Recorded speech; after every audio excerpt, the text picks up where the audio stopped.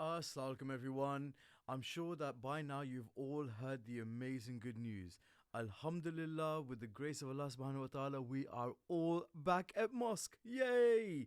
Which then means that inshallah on the 11th of February at 5 p.m. we have a face-to-face program for all of our amazing kids. So please look at all the details on this poster on the screen at the moment. And if you have any questions, then get in touch with the Annex team. Inshallah, we look forward to seeing you all there. أعوذ بالله من الشيطان الرجيم بسم الله الرحمن الرحيم ألف لام را تلك آيات الكتاب وقرآن مبين ربما يود الذين كفروا لو كانوا مسلمين ذرهم يأكلوا ويتمتعوا ويلههم الأمل فسوف يعلمون وما أهلكنا من قرية إلا ولها كتاب معلوم ما تسبق من أمة أجلها وما يستأخرون وقالوا يا أيها الذي نزل عليه الذكر إنك لمجنون لو ما تأتينا بالملائكة إن كنت من الصادقين ما ننزل الملائكة إلا بالحق وما كانوا إذا منظرين إنا نحن نزلنا الذكر وإنا له لحافظون ولقد أرسلنا من قبلك في شيع الأولين صدق الله العلي العظيم. Assalamu alaikum everyone. I wish you all a very Khushali Mubarak for the birthdays of the 7th Imam and the 9th Imam. أعوذ بالله من الشيطان الرجيم بسم الله الرحمن الرحيم والفجر وليال عشر والشفع والوتر والليل إذا يسر هل في ذلك قسم لذي هجر ألم تر كيف فعل ربك بعاد إرم ذات العماد التي لم يخلق مثلها في البلاد وثمود الذين جابوا الصخر بالواد وفرعون ذي الأوتاد التي نقموا في البلاد فاستكبروا فيها الفساد فصب عليهم ربك سوط عذاب إن ربك لبالمرصاد فأما الإنسان إلى ما ابتلاه ربه فأكرمه ونعمه فيقول ربي أكرمن فأما إذا ما ابتلاه فقدر عليه رزقه فيقول ربي يهانن كلا بل لا تكرمون اليتيم ولا تحاضون على طعام المسكين وتأكلون التراث أكلا لما وتحبون المال حبا جما كلا إذا دكت الأرض دكا دكا وجاء ربك والملك صفا صفا وجيء يومئذ بجهنم يومئذ يتذكر الإنسان وأن لا يرى الذكرى يقول يا ليتني قدمت لحياتي فيومئذ لا يقدم عذابه أحد ولا يوثق وثاقه أحد يا أيتها النفس المطمئنة ارجعي إلى ربك راضية مرضية فادخلي في عبادي وادخلي جنتي صدق الله العلي العظيم. Bismillahir Rahmanir Rahim. Assalamu alaikum, my beautiful souls, my beautiful friends. I haven't seen you for a while, and it's so exciting that I get to be here in front of you today to celebrate such a special occasion. Alright, there's going to be a picture on the screen in a second, and I want you to tell me whose haram is this? Where is this? What is it? Yes, you're correct. Well done. That is the haram of two very special Imams, Imam Musa al-Kadhim alayhi salam and Imam Muhammad al-Taqi alayhi salam. And where is this haram? Do you know? Come on. Yes, it's in Kadhim, which is in Iraq. Now, today we're going to be talking a little bit more about these Imams, and we're going to learn some really interesting akhlaqi traits from them. So I want us to be able to discuss and have a conversation about what changes we can make in our lives and learn these lessons from these special Imams. So Imam Musa al-Kadhim is the grandfather of Imam Muhammad al-Taqi alayhi salam. So he is essentially his dada. So we have grandfather and grandson, and both of them are buried right next to each other. These special Imams, they lived at a time of tyrannical rulers. So at the time of when they were Imams, there was the Abbasids that were in charge. Now, the Abbasids came into power shortly after Muawiyah and Yazid and everyone there. So they were pretty evil. They were not nice men to be around. So why am I telling you this? What is so important about knowing the fact that the Imams were living at a time where the rulers were evil and just not nice people? The reason I'm telling you this is because the Imams, spent a lot of time in jail, even though they shouldn't have been in jail. They spent a lot of time under house arrest. These evil rulers, they were mean to them, they were rude to them, they didn't treat them right. They were even really rude and treated the Shia of the Imam badly, so the companions and the followers of the Imams. Yet, what was so special about our beloved Imams is that their akhlaq was always on point. They were always so kind to everybody, even when the people were rude back to them. And so that's the first lesson we're taking away today from both of the Imams, is that even in faces of adversity, even when, it was the going got tough and it wasn't a nice environment to be in, their akhlaq always stayed great. They always stayed true to their good selves. And sometimes life can be really difficult. People can be mean. But what should we be doing? We should treat this anger and this meanness with as much kindness as possible. And you know what? Sometimes you might forget this. You'll forget this comment or this fact I've told you. And you might be mean back, or you might be really extra horrible because you're angry and you're annoyed that someone has been hurtful towards you.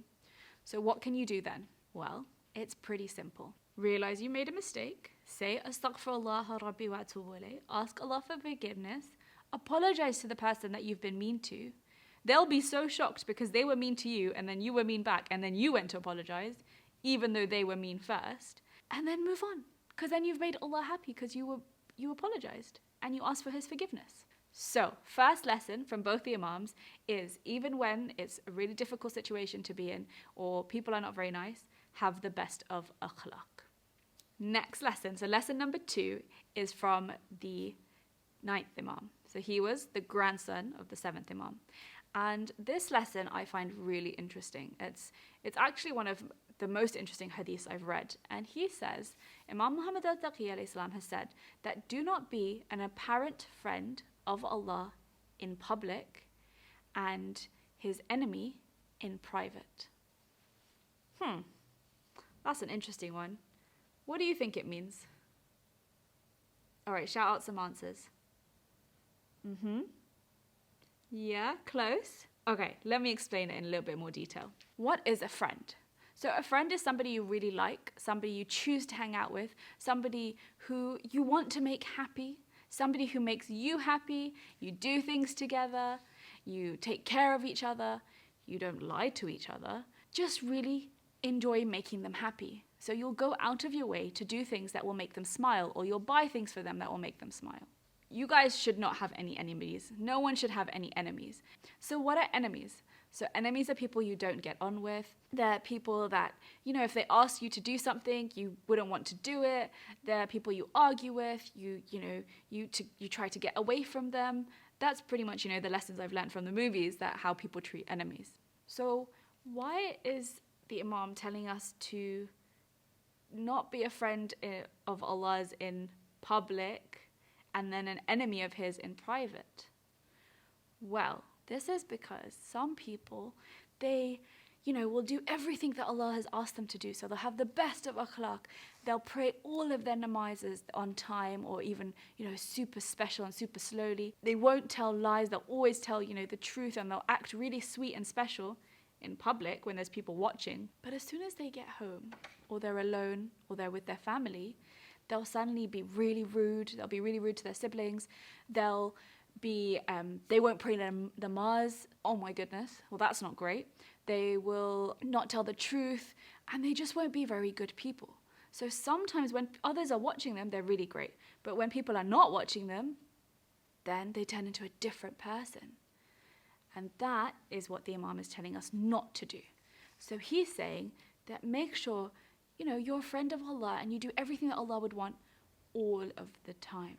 So why is Imam telling us not to be an apparent friend of Allah in open and public, and then in private be an enemy of his? Well, that's because what does an enemy of Allah do? So they will be really great in person, but then in private, they, for example, won't pray their namaz properly. They might be fidgeting so much and not concentrating, or they will be really rude to their parents or their siblings when no one else is watching. They'll do really bad things, write on walls, say bad words, and they just won't be very nice, when they're alone or when they're just with their parents and their family. But outside, they're amazing individuals. And the Imam is telling us that's really important. We shouldn't be behaving like this. We should be great people outside and great people in private, because we have to remember that Allah will sees us all the time, right? He is Al-Basir. He is the one who's all-seeing. Let me tell you, I've got a really, really exciting story for you right now. Actually, I've got two stories for you. We interrupt this program to bring you a special announcement. With the grace of Allah subhanahu wa ta'ala, Hujjat Annex is now open for face-to-face majlises for all of our kids. Yay! So all of the details are on the screen. 11th of February at 5 o'clock at Hujjat Annex. Come and join us. Inshallah, we look forward to seeing you all there. Now, let's get back to it. So let me tell you the first one first. So one day, there was a man and he went to the mosque to pray namaz. So I'm thinking it probably wasn't actual awwal waqt time, because there wasn't Jamaat namaz. So he went to pray namaz and he walked into the mosque, and he's got his really nice clothes on. He smells good because he's going to the mosque, and he wanted to go pray. So he walks in, and they've got the thorbas along the walls, and the mosque is empty. There's no one there, and he thinks, okay, let me just go pray to my namaz. I'll pick a spot. So he grabbed his thorba, he put it on the ground, and he started praying. And he started praying super, super, super, super fast. And he was praying his namaz, and then he heard a noise. And when he heard the noise, he thought, hang on, there's someone watching me now. So what did he do? He thought someone was watching him, so suddenly he started praying really slowly, and he started really concentrating and making an extra effort to look like he was the best namaz prayer in the whole world. And he finished his namaz, so he finished and he said Allahu Akbar 3 times, and then he turned and he looked. And you know what? Do you think there was a person watching him? Nope. Guess who was watching him? Yeah, a dog. And he thought, huh? And it stopped for a second, and he suddenly realized that actually he had made all of this effort in his salah so he could be praised by a person, and instead he did it all for a dog. And it made him think that how could I have behaved in such a way that I was trying to make myself look special in front of an animal, in front of a dog.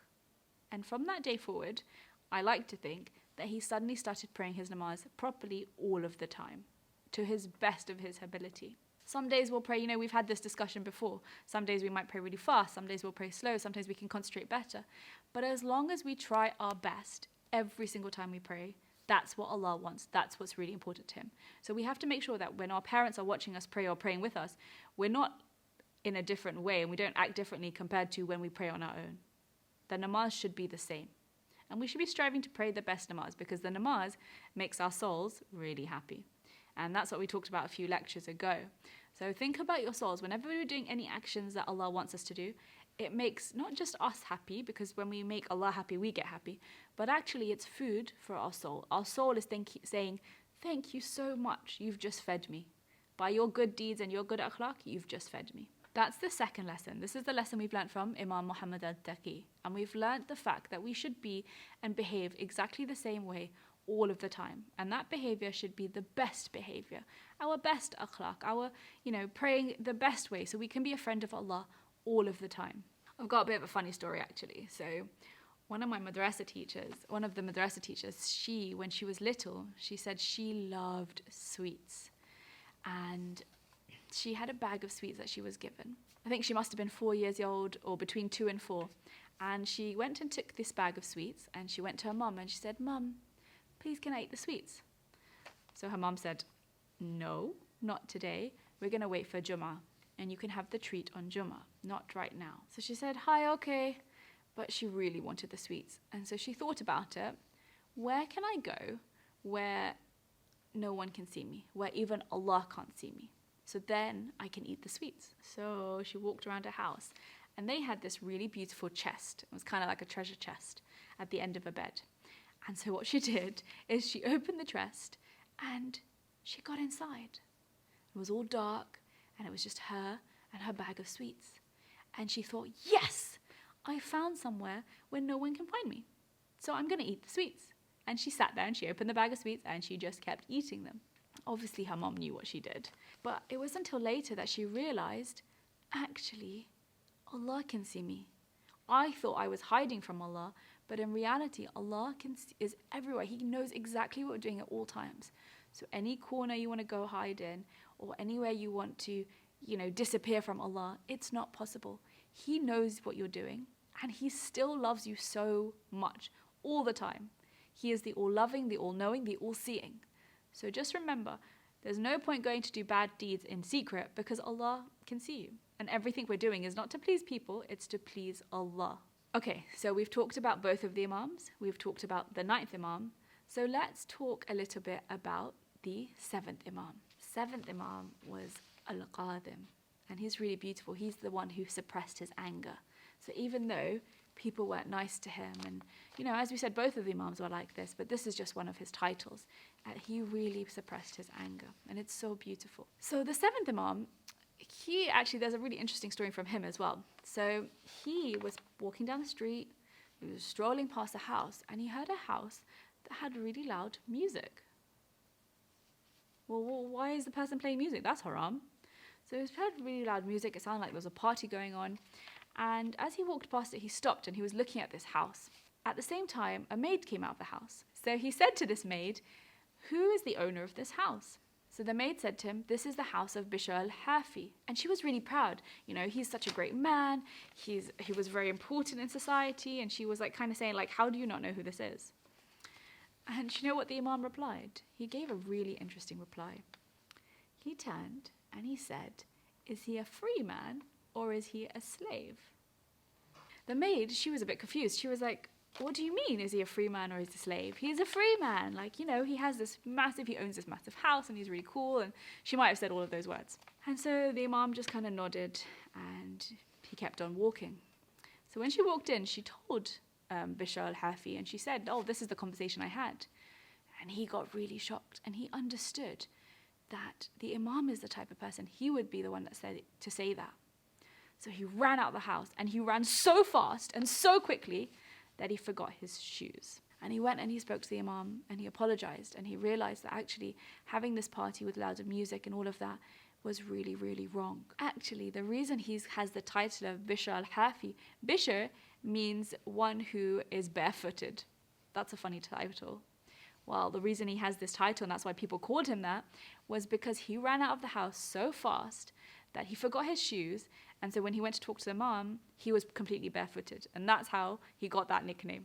So why are we talking about, a free man and a slave, and what did the Imam mean by that? Well, it's actually the fact that being a slave, you want to be a slave of Allah. And what does that mean? That means you are fully dedicated to Allah. Everything that you do is for Allah subhanahu wa ta'ala. Actually, it's one of the most prestigious titles of our Holy Prophet sallallahu alaihi wasallam. He is known as Abdullah. That's, everyone's heard that name. Abd is a slave or servant of Allah. We say in our salah, وَأَشْهَدُ أَنَّ مُحَمَّدًا عَبْدُهُ وَرَسُولُهُ. So that means Muhammad, and I bear witness that Muhammad is a servant, a slave, and the Rasul.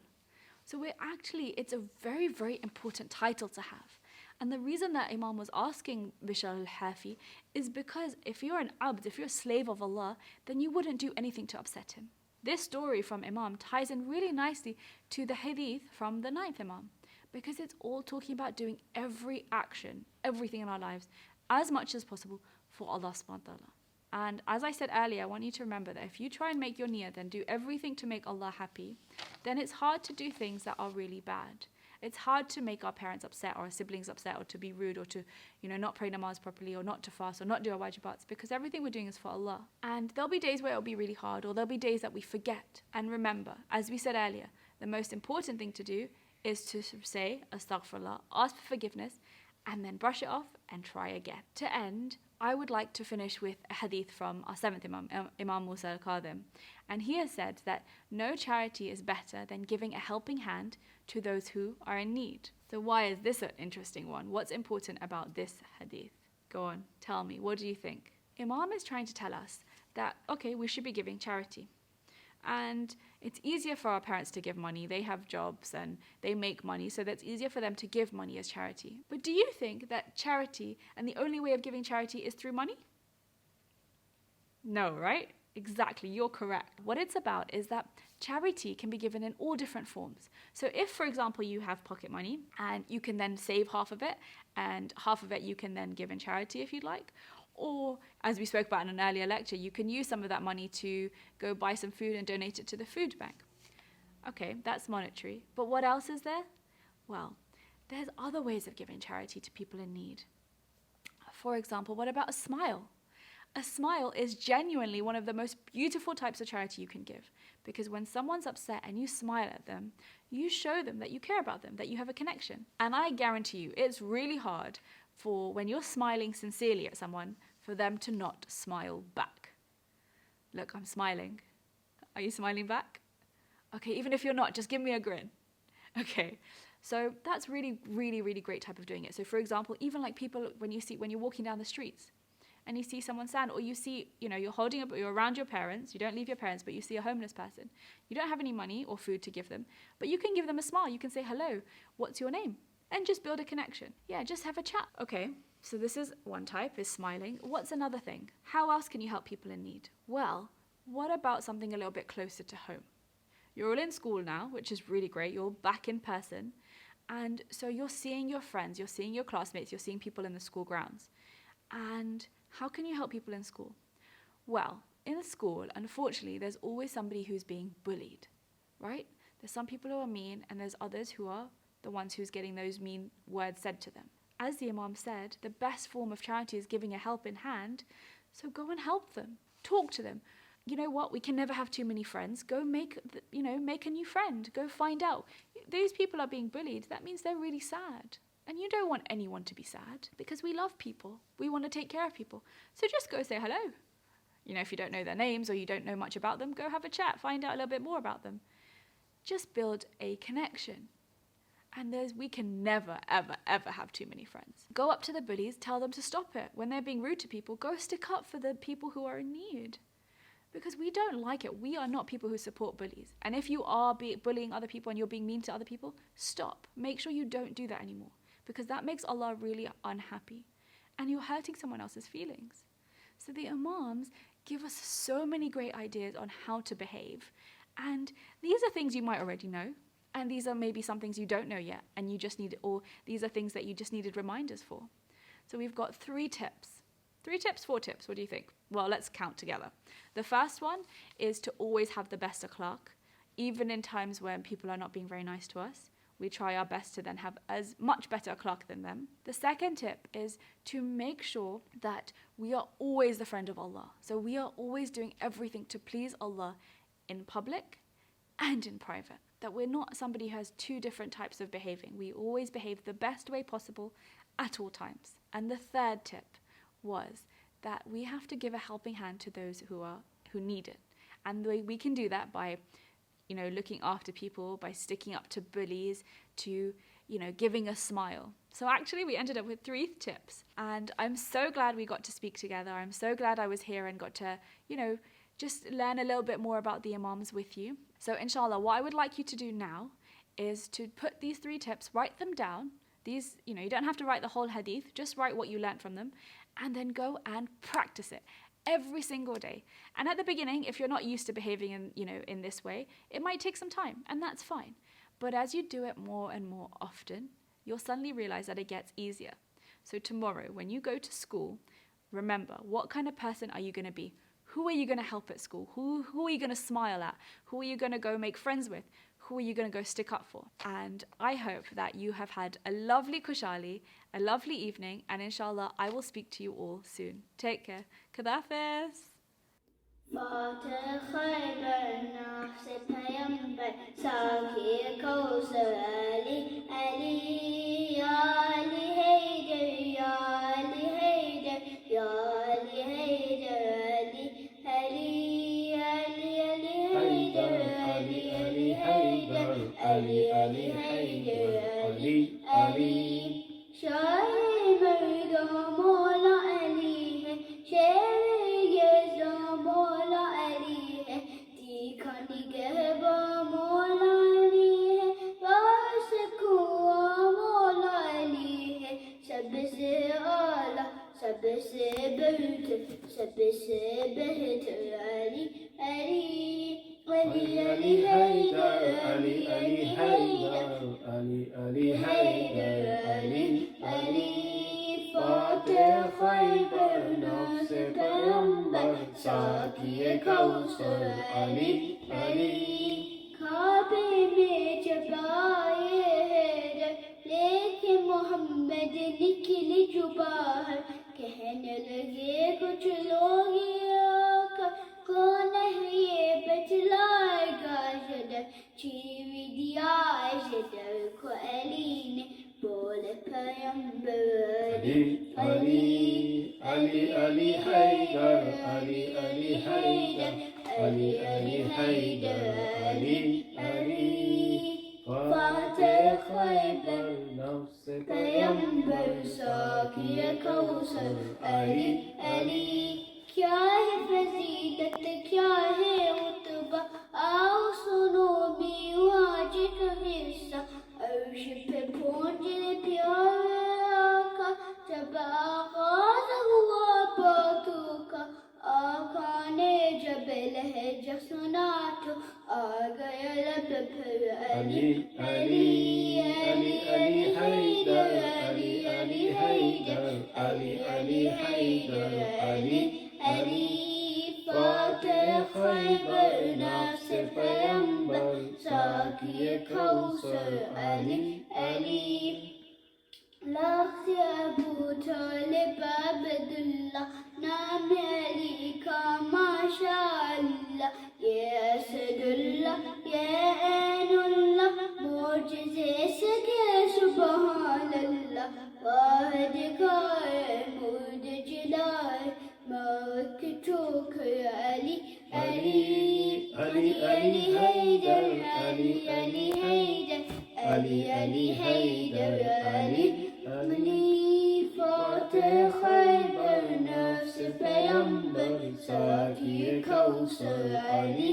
علی نام علی ایمان بنا دے ہر مشکل آسان بنا دے نوکر کو سلطان بنا دے تقی کی پہچان بنا دے عشق علی میں ڈوب گیا تو بولا قلندر علی علی علی علی حیدر علی علی حیدر علی علی حیدر علی علی فاتح خیبر نفس پیمبر ساقی کوثر علی علی علی علی حیدر علی علی حیدر علی علی حیدر علی علی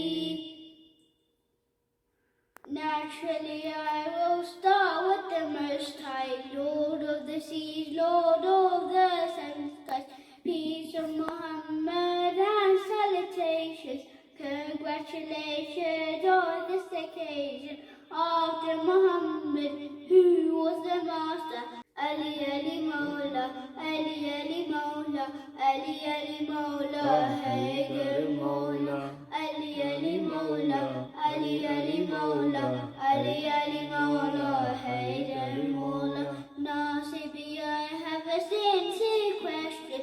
Since when was God's choice and election? From Adam to the best of creation, revelation after revelation.